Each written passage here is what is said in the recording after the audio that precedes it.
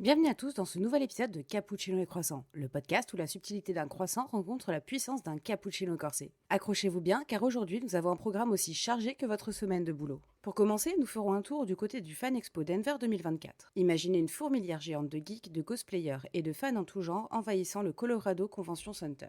Entre les concours de cosplay et les rencontres avec les stars, cet événement était un véritable carnaval de la pop culture. Nous reviendrons sur les moments forts et les surprises de cette édition.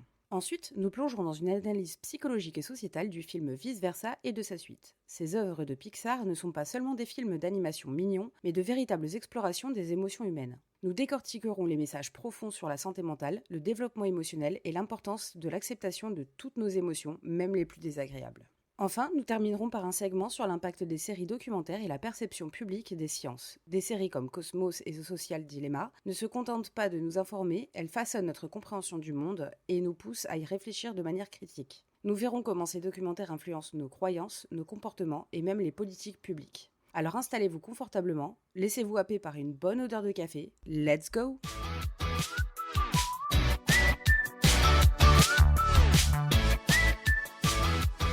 Aujourd'hui, on commence par un tour au Fan Expo Denver, qui s'est tenu du 13 au 16 juin 2024. Alors, qu'est-ce qui s'est passé de croustillant à Denver ? Imaginez une fourmilière géante de geeks, de cosplayers et de fans en tout genre envahissant le Colorado Convention Center. C'était comme un carnaval de la pop culture, mais sans les clowns flippants. Quoique, il y avait sûrement quelques Pennywise parmi les cosplayers. Cette année, l'événement a duré 4 jours, du 13 au 16 juin, avec des horaires bien remplis de 10h à 19h les 3 premiers jours et jusqu'à 17h le dimanche. Parlons un peu des célébrités présentes. Le tapis rouge s'est déroulé pour des invités de marque, notamment Morena Baccarin de Deadpool, Holly Marie Combs, Rose McGowan et Shannon Doherty de Charmed et Rainn Wilson de The Office. Et ce n'est pas tout. Marissa Tomei, l'inoubliable Tante May dans Spider-Man, et Anthony Starr, notre Homelander adoré de The Boys. Enfin, adoré, c'est vite dit. Ont également fait des apparitions remarquées. Et pour les fans de Once Upon a Time, Lana Parrilla était là pour ajouter une touche de magie à l'événement. Et bien sûr, qui dit convention, dit cosplay. Le Fan Expo Denver ne déçoit jamais avec ses concours de cosplay. Les participants rivalisent de créativité et de talent pour recréer leurs personnages préférés. Entre les armures imposantes, les ailes démesurées et les perruques multicolores, c'était un véritable festival visuel. Les meilleurs costumes ont défilé sur le tapis rouge du cosplay Red Carpet et ont participé à des compétitions intenses. Côté panel et atelier, il y en avait pour tous les goûts. Des discussions profondes sur l'évolution des comics avec les légendes de l'industrie, des démonstrations de techniques de maquillage à fixe, et même des ateliers pour apprendre à fabriquer vos propres costumes. Les fans de jeux vidéo ont pu se mesurer dans des tournois acharnés, tandis que les amoureux des animés participaient à des rencontres et des projections exclusives. Et l'ambiance générale dans tout ça. L'effervescence était palpable, entre les cris de joie lors des annonces surprises, Keanu Reeves, on t'a vu, et les échanges passionnés entre les fans dans les files d'attente, c'était un véritable bain de culture geek. Les stands de marchandises offraient tout, des figurines rares aux œuvres d'art exclusifs, transformant chaque allée en trésor à découvrir. En résumé, le Fan Expo Denver 2024 a été un véritable succès.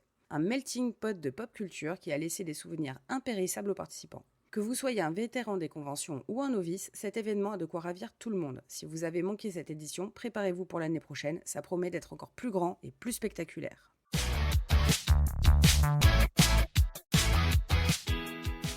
Pour notre second segment, parlant de la suite tant attendue de Vice Versa qui sortira le 17 juin, aujourd'hui. Le premier film nous a plongé dans la tête de Riley, une jeune fille de 11 ans confrontée à un déménagement et à ses émotions personnifiées. Joie, tristesse, peur, colère et dégoût. La suite continue l'histoire alors que Riley entre dans l'adolescence avec l'ajout de nouvelles émotions comme amour et jalousie. Vous pensez que la puberté c'est compliqué ? Attendez de voir comment Riley gère ce cocktail explosif. Ce qui est fascinant avec Vice Versa, c'est comment il illustre le rôle crucial de chaque émotion dans notre vie quotidienne. Chaque émotion de Riley a une fonction spécifique.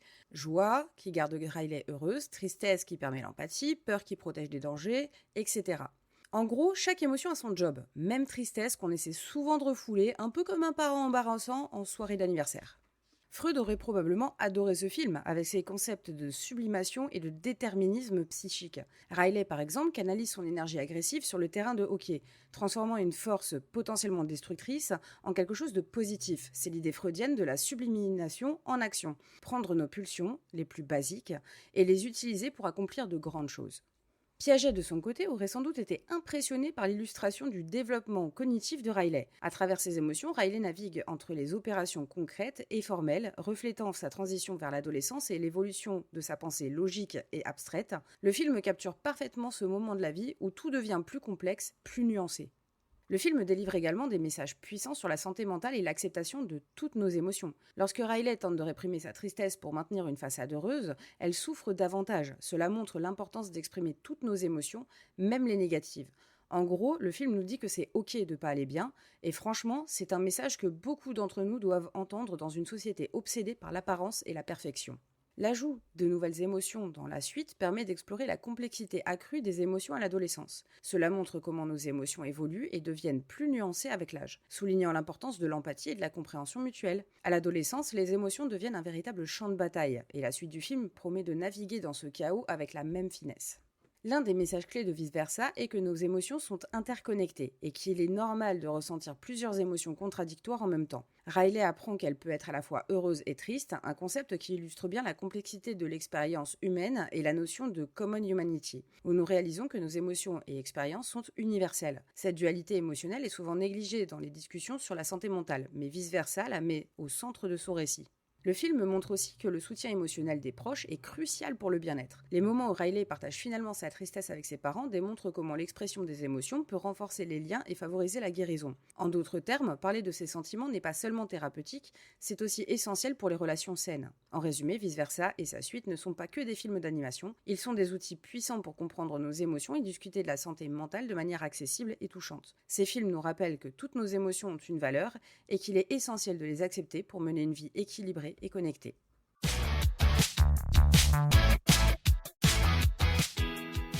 Pour notre dernier segment, nous allons explorer en profondeur comment les séries documentaires influencent notre perception des sciences. Tout d'abord, les documentaires ne se contentent pas d'informer, ils sensibilisent. Prenons An Inconvenient Truth d'Al Gore.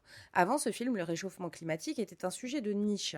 Al Gore, avec sa présentation PowerPoint géante et son alarmisme, a transformé une diapositive en un appel mondial à l'action. Le film a non seulement sensibilisé des millions de personnes à l'urgence climatique, mais il a aussi déclenché des débats politiques et inspiré des actions concrètes pour lutter contre le changement climatique. Le documentaire a réussi là où les scientifiques seuls peinaient. Il a rendu le changement climatique personnel et urgent. Ensuite, les documentaires ont le pouvoir de changer radicalement les perceptions et d'entraîner des actions concrètes. Blackfish est un exemple parfait de ce pouvoir. Ce film a révélé des conditions de vie déplorables des orques en captivité à SeaWorld et l'impact a été énorme. Les visiteurs des parcs marins ont diminué, les lois ont été votées pour améliorer les conditions de vie des animaux en captivité, et SeaWorld a finalement annoncé la fin de son programme de reproduction des orques. Blackfish n'a pas seulement changé des esprits, il a changé des politiques et des pratiques industrielles.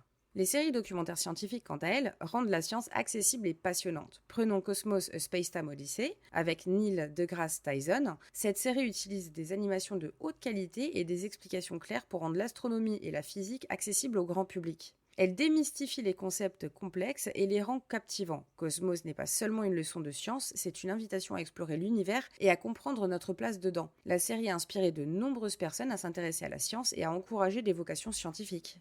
Mais les documentaires jouent également un rôle crucial dans la lutte contre la désinformation. The Social Dilemma est un excellent exemple de cette lutte. Ce documentaire expose comment les réseaux sociaux manipulent les comportements et répandent des théories du complot. En présentant des témoignages d'anciens employés de géants de la tech, le film a révélé les mécanismes insidieux derrière les écrans et a poussé les spectateurs à réfléchir de manière critique à leurs utilisations. Le film a suscité des discussions importantes sur la réglementation des technologies et la protection des données personnelles.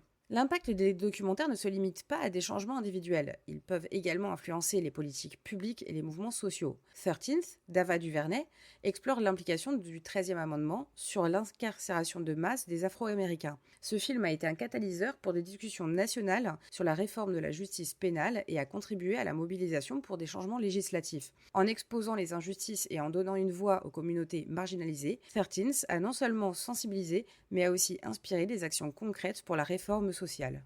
Les documentaires influencent également les stéréotypes de genre et de race dans les sciences. Les représentations médiatiques peuvent affecter les aspirations des jeunes et leur identification avec les carrières scientifiques. Hidden Figures, bien qu'un film de fiction basé sur des faits réels, a eu un impact similaire à celui des documentaires. Il a mis en lumière des contributions cruciales des femmes afro-américaines à la NASA, inspirant de nombreuses jeunes filles à poursuivre des carrières en STEM, sciences, technologies, engineering et mathématiques. Ce genre de représentation positive est crucial pour briser les stéréotypes et encourager une diversité accrue dans les sciences.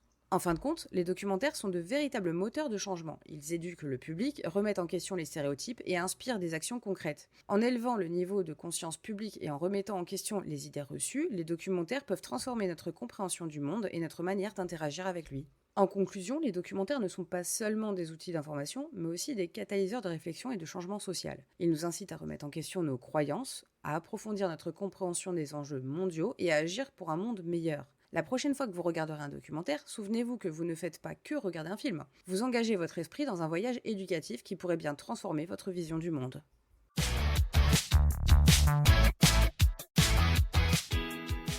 Et voilà, notre tour d'horizon touche à sa fin. Après avoir exploré les allées bondées du Fan Expo Denver, décrypté les subtilités émotionnelles de Vice Versa et de sa suite, et plongé dans l'impact des séries documentaires sur la perception des sciences, on se demande, qu'est-ce que tout cela nous apprend sur notre société ? La question à se poser, comment ces événements immédiats influencent-ils notre façon de voir le monde ? Que ce soit en célébrant notre passion pour la pop culture dans des conventions gigantesques, en nous offrant des leçons de vie à travers des films d'animation ou en nous poussant à réfléchir de manière critique via des documentaires percutants, ces expériences façonnent nos croyances et nos comportements. Elles nous rappellent que la curiosité et la réflexion sont des outils puissants pour naviguer dans un monde de plus en plus complexe.